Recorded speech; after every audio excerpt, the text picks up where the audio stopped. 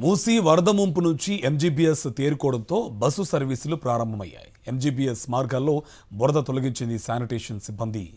MGBS bus సర్వీసులు మళ్లీ ప్రారంభమయ్యాయి. దీనికి సంబంధించి పూర్తి డీటెయిల్స్ మా కరెస్పాండెంట్ దిలీప్ మనకు అందిస్తారు. దిలీప్, డీటెయిల్స్ అండి.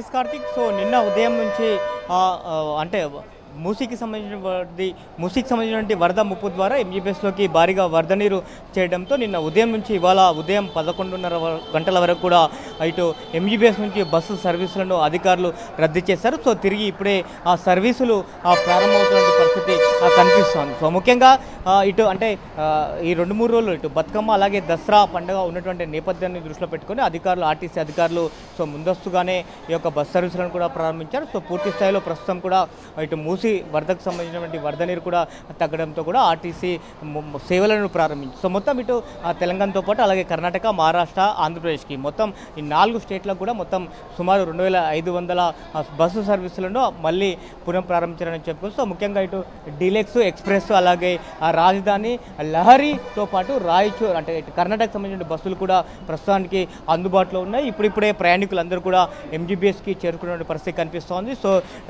ఎంజీబీఎస్ చరిత్రలో అంటే కోవిడ్లో కొన్ని రోజులు లాక్డౌన్ కారణంగా ఆర్టీసీ సేవలు అలాగే ఎంజీబీఎస్ బస్టాండ్ మూసివేసిన పరిస్థితి. సో వరదల కారణంగా మొదటిసారి అయితే ఎంజీబీఎస్ చరిత్రలో ఒక్కరోజు 24 గంటల పాటు సేవలను నిలిపివేశారో ఆర్టీసీ సేవలను చెప్పుకోవచ్చు. సో తిరిగి ఈ వరద నీరు ఏదైతే అటు ఉస్మాన్ సాగర్ అలాగే హిమాయత్ సాగర్ నుంచి వస్తున్నటువంటి వరద నీరు కూడా పూర్తి స్థాయిలో తగ్గడంతో మూసీ నదీ ప్రవాహం కూడా తగ్గడంతో ప్రస్తుతానికైతే ఎంజీబీఎస్లో ఉన్నటువంటి వరద నీరు పూర్తిగా తొలగిపోయింది. అలాగే అధికారులు కూడా నిన్నటి నుంచి కూడా వచ్చినటువంటి మూసీలో వచ్చినటువంటి చెత్త చెదరాన్ని కూడా పూర్తి స్థాయిలో తొలగించారు. సో ప్రస్తుతానికి సేవలు ప్రయాణికులకు ఆర్టీసీ సేవలు అయితే అందుబాటులోకి వచ్చాయి. సో ముఖ్యంగా ఇటు బతుకమ్మ, దసరా ఈ 2 పండుగలు తెలంగాణలో చాలా పెద్ద పండుగలు. సో వీటిని దృష్టిలో పెట్టుకొని ప్రయాణికులు కూడా ఎవరు ఇబ్బందులకు గురి కావద్దని చెప్పేసి ముందుగానే కూడా అంటే నిన్న వర్షపు నీరు ఉన్నప్పటికీ కూడా నగర శివారులో ఉన్నటువంటి కొన్ని ఇటు ఆరంగారు అలాగే ఉప్పలు, ఎల్బీ నగరు ఇటు జేబీఎస్ నుంచి బస్ సర్వీసులు